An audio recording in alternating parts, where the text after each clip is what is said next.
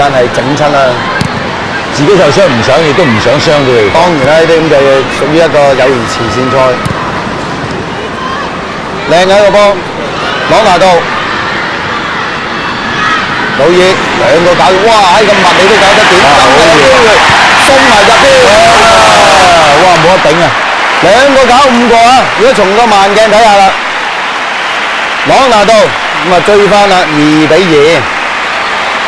哇！所以睇到啊昆諾斯嘅笑容，來屆周屆皇馬嘅，哇！有啲咁嘅球員俾我揾，真係夢寐以求啊！